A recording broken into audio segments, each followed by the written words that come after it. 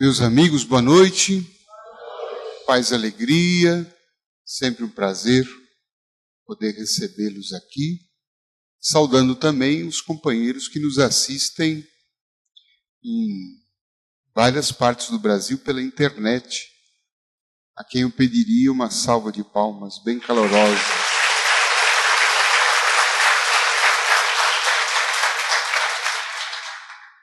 Vamos conversar sobre um capítulo aqui do nosso livro, O Amigo Jesus. Um capítulo que me chamou muito a atenção, porque detecta bem, revela bem esse aspecto da amizade de Jesus. Ele fez da mesma maneira que nos criou. Então por que Jesus já é um espírito evoluído? Talvez porque ele já foi criado há mais tempo que nós, e talvez porque ele foi mais esperto ou mais ágil do que nós. Nós estamos indo meio de Rubinho Barrichello, a gente vai devagarzinho, né?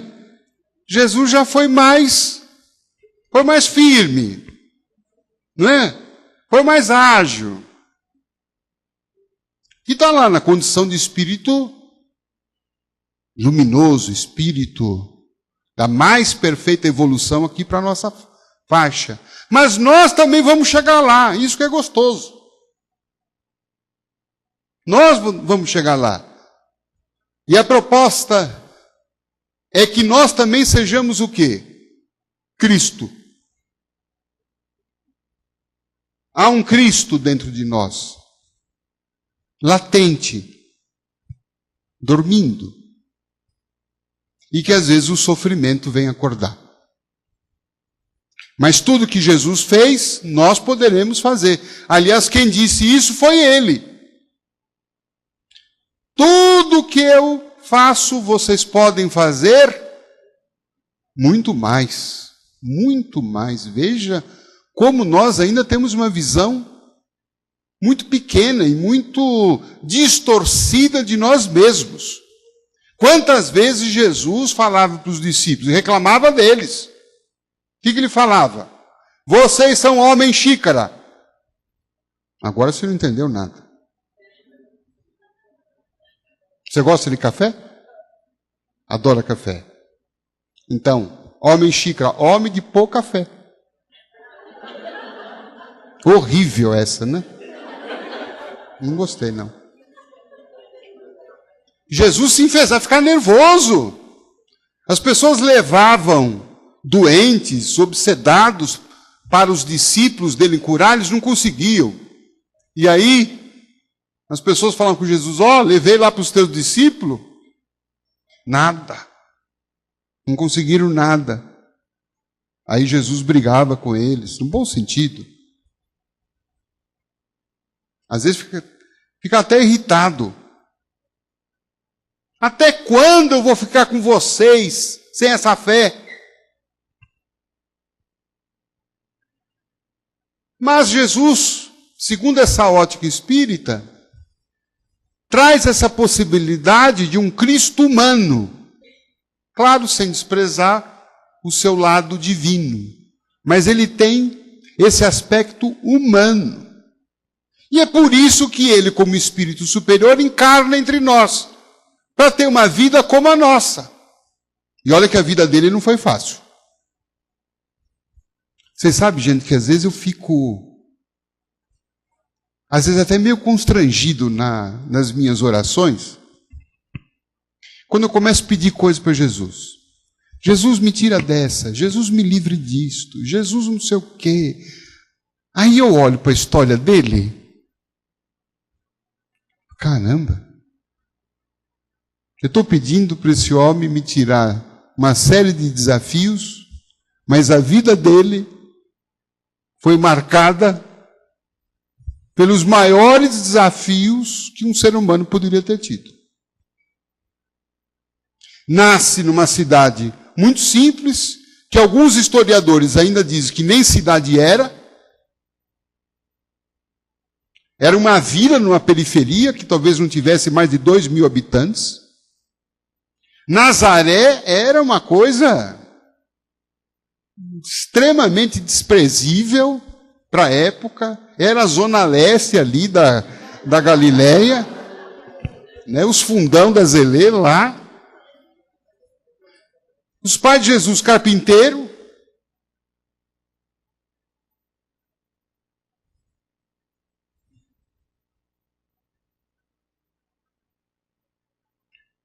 Cresce depois, começa a missão dele, uma missão que dura apenas o quê?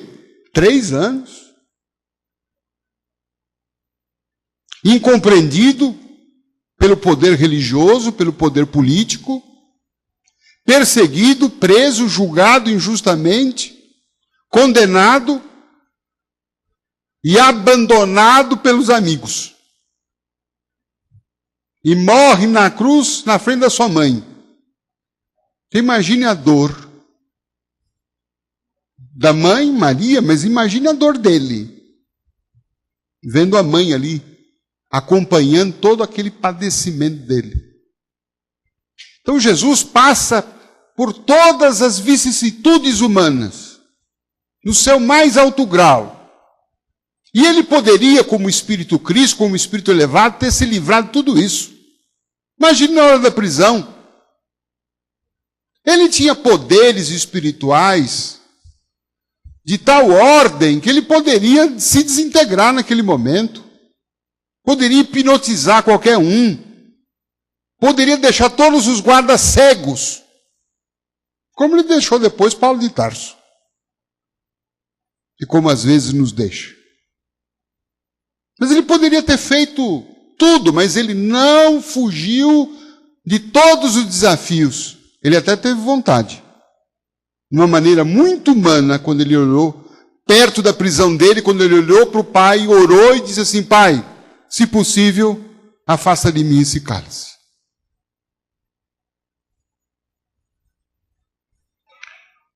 Como Deus ficou quieto, ele falou: eu vou ter que tomar essa taça. Mas se não for possível, seja feita a tua vontade. Então essa é a experiência humana do Cristo. Um Cristo que, segundo o catecismo, está onde agora? Onde está o Cristo agora? No céu. Fazendo o quê? Sentado à direita de Deus Pai. Cansado, está sentado. Está lá sentadinho, jogando dominó com Deus. De vez em quando Madre Teresa chega, serve um chazinho, eles ficam lá naquele negócio lá, né? Então, esse Jesus está muito longe, lá no céu. Imagine se ele está sabendo o que está acontecendo, lava jato, lava isto, crise d'água, aluguel subindo, gasolina. Imagine se ele está sabendo que a gasolina subiu. Mas ele está acompanhando a novela Imperador. Você acha que está acompanhando o desdobrado daquela cena? Acho que não está, né? Sabendo o que está acontecendo aqui, inflação, esses problemas todos.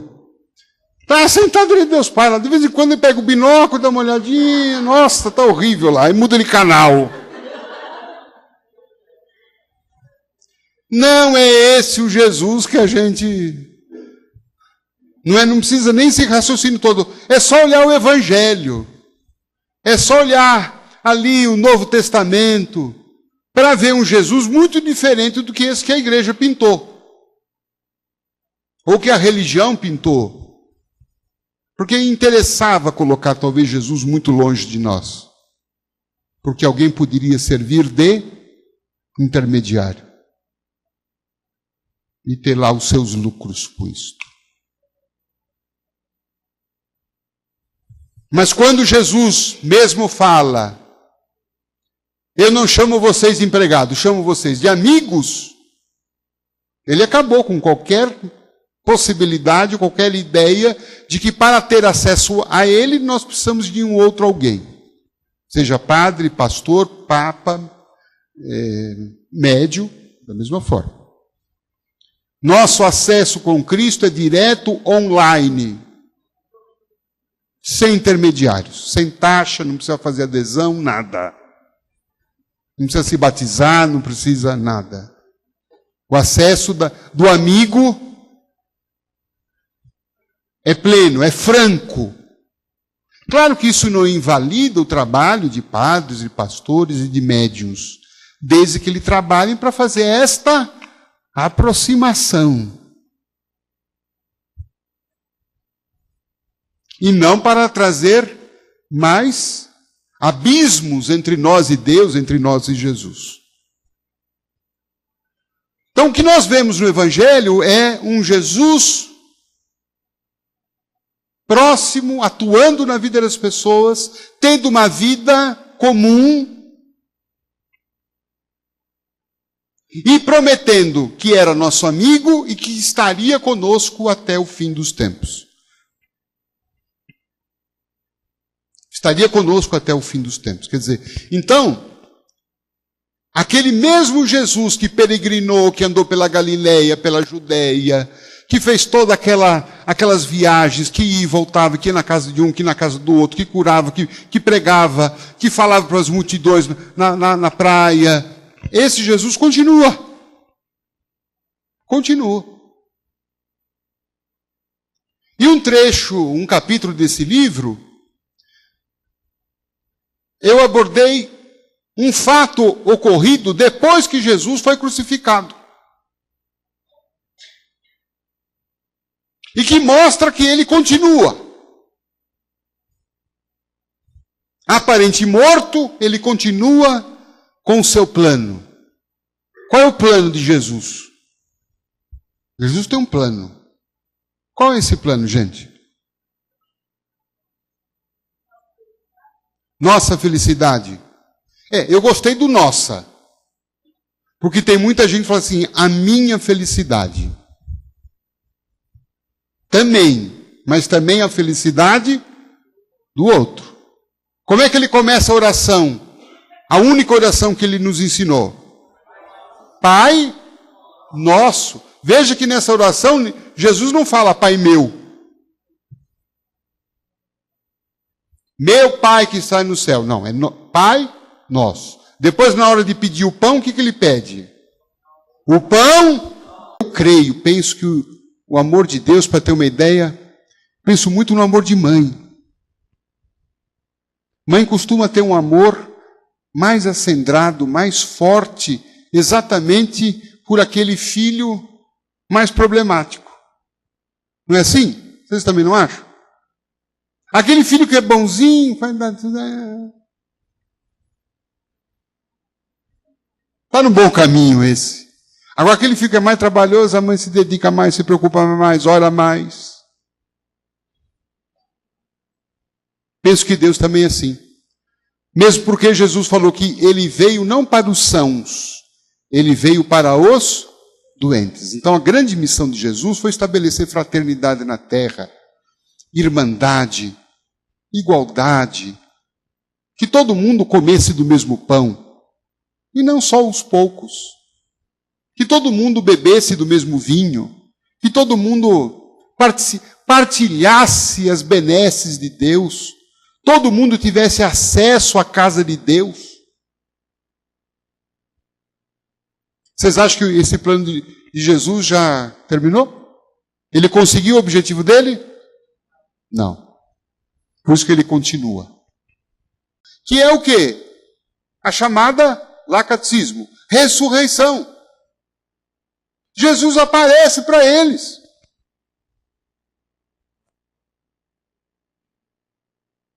O Tomé, quando viu,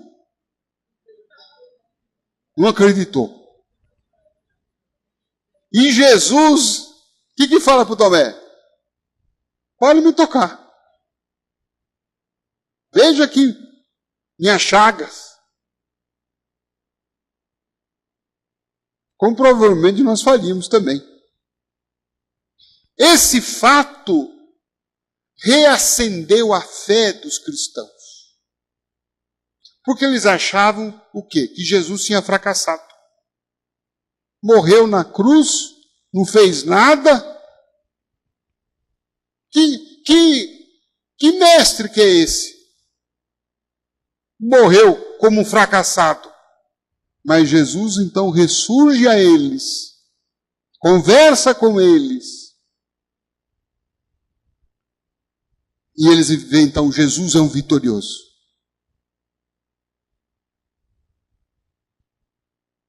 Me parece que esse é um fato significativo para nós cristãos. Jesus não está morto. Jesus é vivo. E o que ele fez com aqueles 12, ele continua fazendo conosco. Então o cristianismo reacendeu. Começaram a surgir muito mais adeptos. Os discípulos ficaram com uma fé inflamada. Começaram a pregar, a curar, tudo aquilo que eles não faziam antes, quando Jesus estava junto, começaram a fazer. Pedro se tornou um grande médium de cura. Dizem que por onde ele passava, a sombra dele curava. Os doentes se jogavam na frente deles, para que a sombra dele curasse, e curava. E tantos outros. Então, o cristianismo começou o quê? Crescer. Muita gente começou a procurar os chamados homens do caminho, como ficaram conhecidos os discípulos de Jesus. Isto provocou a ira e a raiva de Saulo de Tarso. Aquele rabi, aquele magistrado, aquele que tinha um poder político, aquele que era pertencente ao grupo dos fariseus, que era o grupo mais radical, um dos grupos mais radicais que tinha em matéria religiosa. Um grupo conservador e um grupo, para a gente entender bem, quando a gente chama hoje alguém de fariseu, o que a gente está querendo dizer? Ah, fulano é um fariseu. O que a gente está querendo dizer com isso? Pessoa qualquer, não. Ele é um hipócrita. O que é um hipócrita? Falso. Falso moralista. Ele tem um comportamento exterior, moralista, religioso. Ele fala uma coisa, mas faz outra. Conhece alguém assim? Eu, quando me vejo no espelho, conheço todo dia um desses. E esses fariseus, eles eram muito observadores das normas externas. Religião para eles, ligação deles com Deus, era uma conduta exterior, não era uma conduta íntima. Por exemplo, importa muito o seu ajoelho de pé, deitado, sentado? Tem alguma diferença? Vocês acham que tem alguma diferença para Deus? Deus está lá em cima, vamos ver. Está de pé, não está. Ah, então não vou escutar a prece dele. Para os fariseus isso era importante. Para você dirigir a Deus, você tem que estar com uma certa postura, você tem que ter um certo horário, você tem determinadas palavras. Por exemplo, para os fariseus, você não poderia fazer curas aos sábados. Vocês lembram uma confusão que deu com Jesus quando ele curou num sábado? Vocês lembram desse episódio? Jesus fez uma cura espetacular no sábado. Os fariseus ficaram loucos. Porque no sábado não podia curar.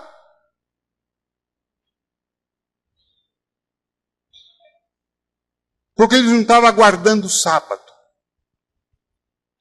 O sábado era para ficar no templo, orando, jejuando.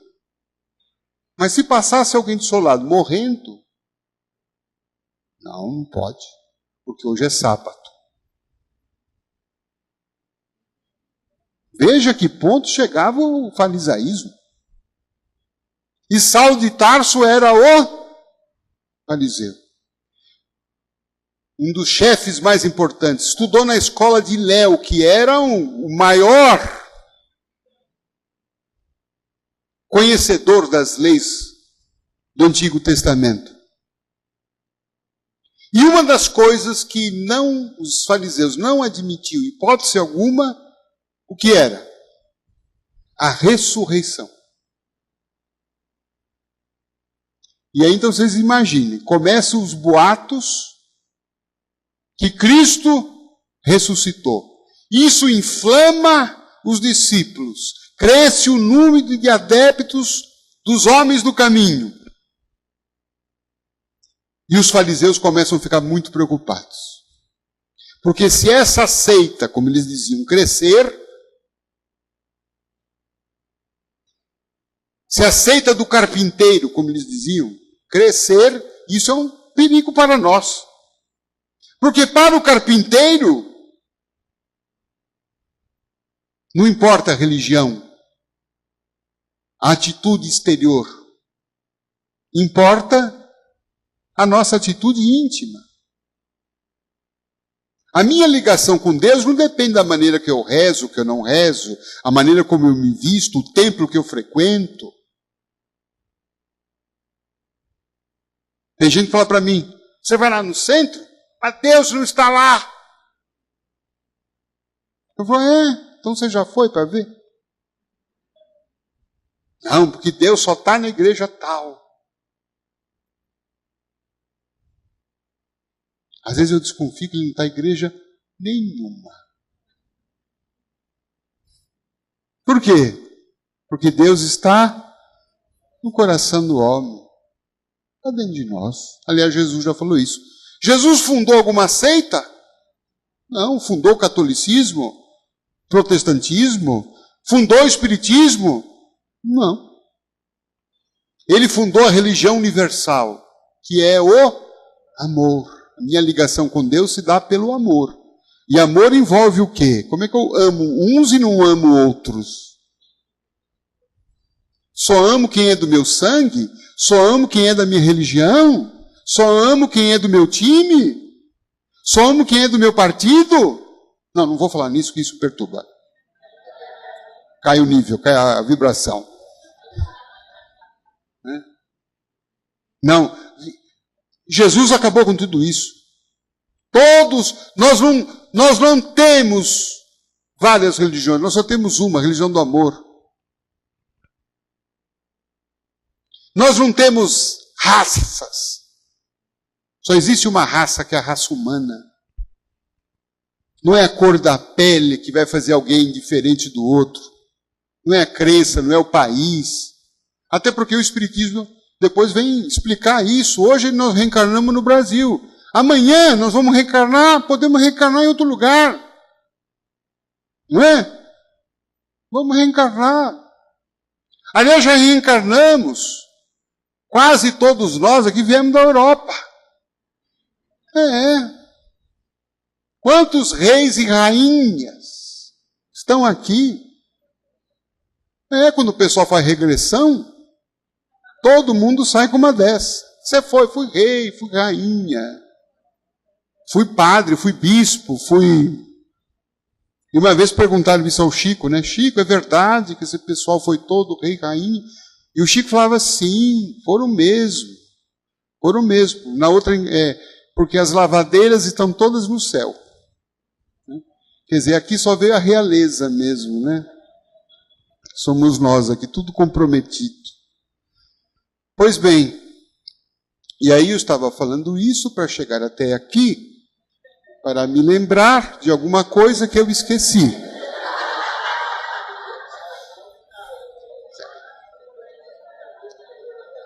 Eu estava falando do...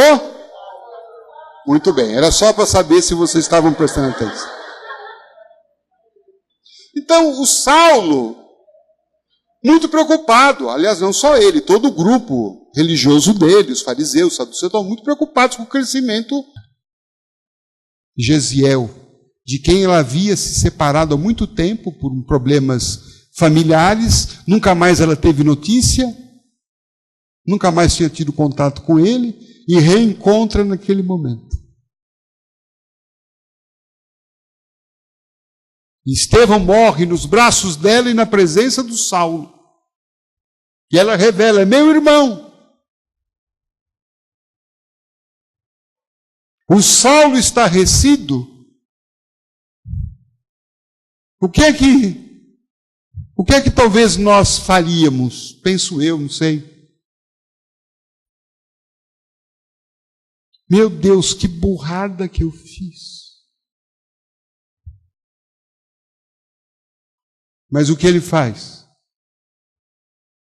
Ele vira-se para Abigail, que acabara de perder o irmão, em condições lamentáveis.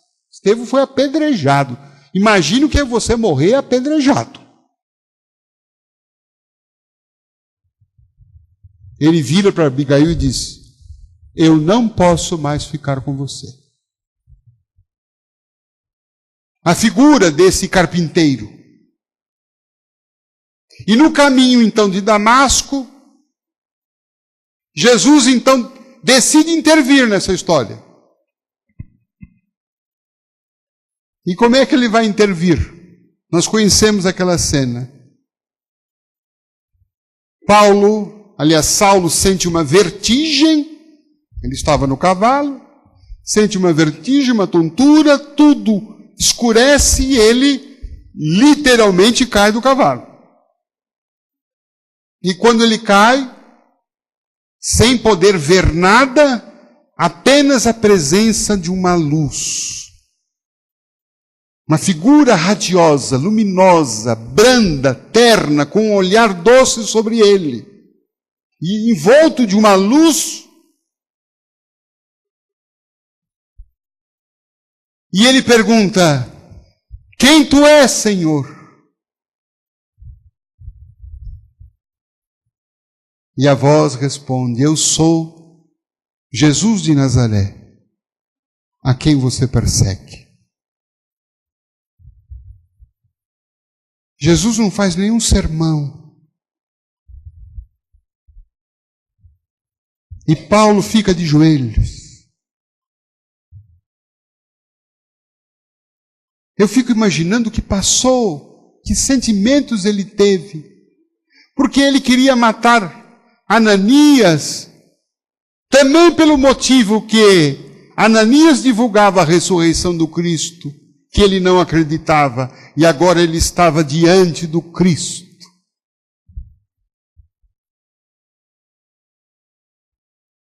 Como duvidar? Como negar? Aquela figura que estava diante dele, sem pedras, sem acusações, e olhando para ele com ternura: por que me persegues, Saulo?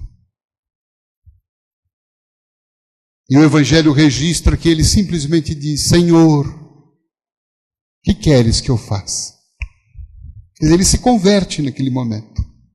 Naquele momento ele decide: não vou mais brigar com esse homem, porque esse homem entrou na minha vida de um jeito que está me seguindo. Desde Estevão, Abigail, Ananias, agora ele aparece diante de mim. Que queres que eu faça? E Jesus disse: vai para Damasco, e lá eu te direi o que fazer. E ele vai, se hospeda numa pensão e continua cego. E passa 3 dias dentro da pensão, cego, desesperado, sem entender nada. Como muitas vezes nós ficamos quando algum problema nos envolve, quando nós caímos do cavalo, quando o chão se abre, quando nós não sabemos o que fazer mais da nossa vida, quando nós não conseguimos enxergar mais nada. Ele ficou 3 dias e orava: Jesus, me diga, me cure. E o que é que Jesus faz? Ele poderia ir lá, impor as mãos e curar o Saulo. Mas veja o plano de Jesus. Quem ele procura para fazer isso? Ananias.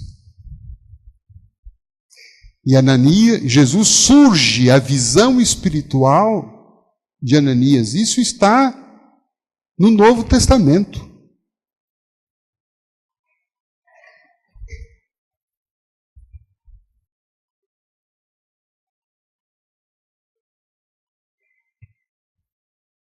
É engraçado, né? Como muitos irmãos negam os efeitos mediúnicos na Bíblia, dizendo que Deus proíbe a mediunidade.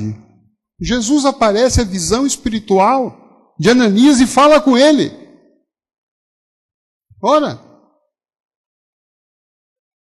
Ah, mas Moisés repreendeu, proibiu a conversação com os mortos. Se ele proibiu, Jesus revogou.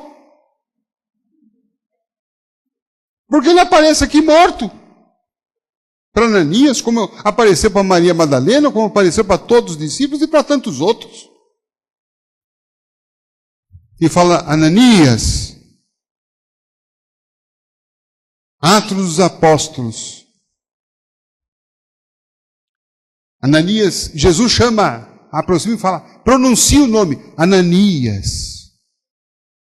E Ananias respondeu, aqui estou, Senhor.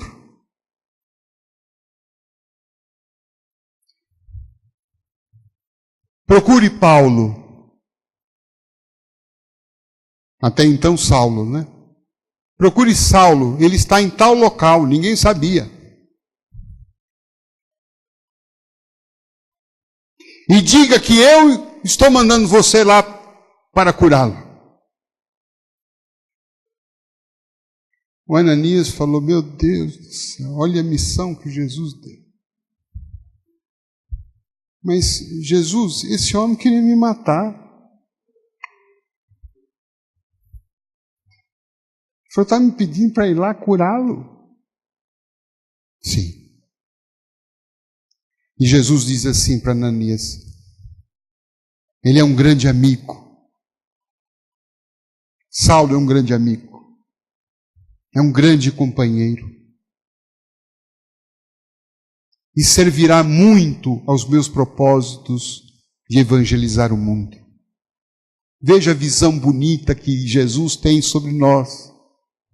Mesmo quando nós estamos loucos, alucinados, rebeldes, fazendo as coisas, as maiores atrocidades, Jesus sabe quem somos e sabe o que nós somos capazes de fazer o bem. Jesus não fica detectando o mal. Jesus não chegou para Ananias e falou assim, Ananias, ó, aquele cara é danado, terrível. Não se aproxima dele, não anda com ele. Ou vai lá, revida e mata ele. Não! Jesus pede para Ananias, vai lá e cura ele.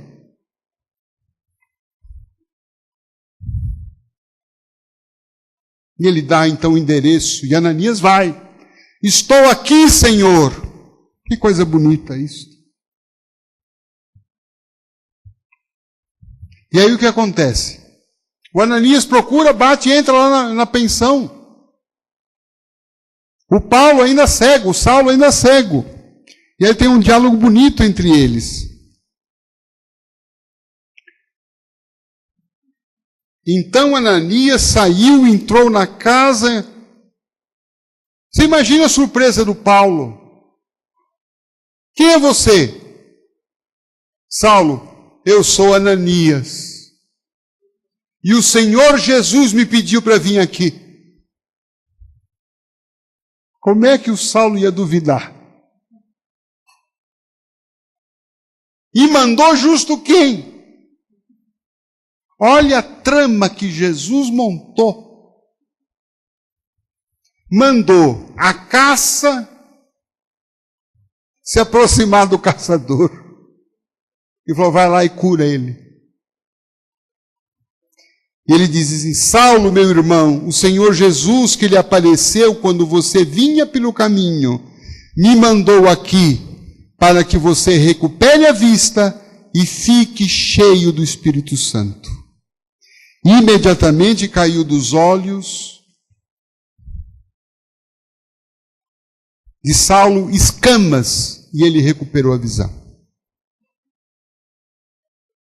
E então, a partir desse segundo fato, Saulo fica extremamente convicto de que Jesus estava no caminho dele, que ele estava equivocado.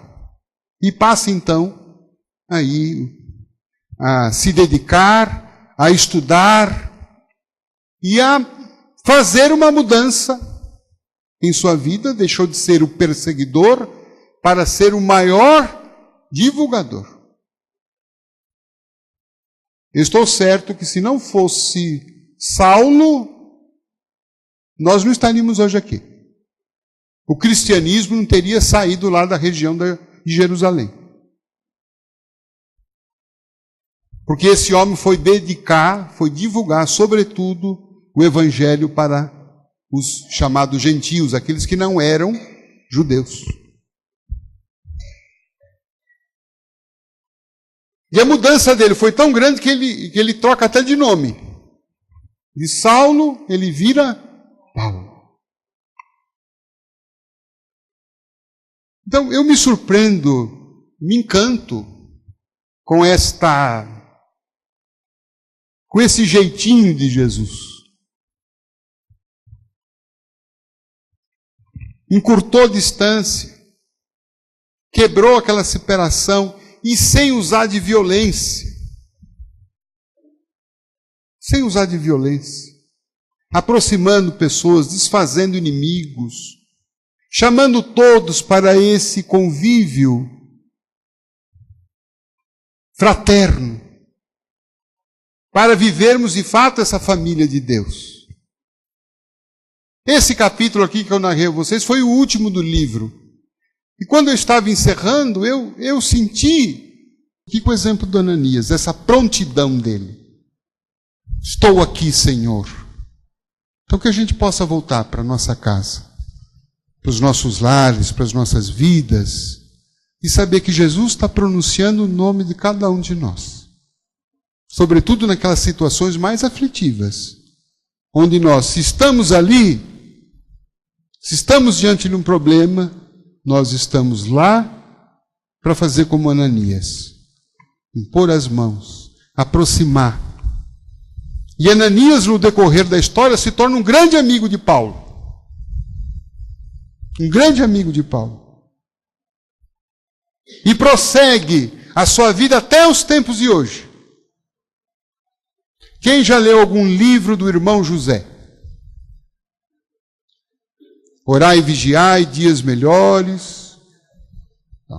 Está aí o Ananias, disfarçado de irmão José, cooperando conosco, nos ajudando, abrindo os nossos olhos, para que a gente possa também, na nossa estrada de Damasco, também poder dizer como Paulo diz: Senhor, estou aqui, seja feita a tua vontade. Um beijo no coração de todos.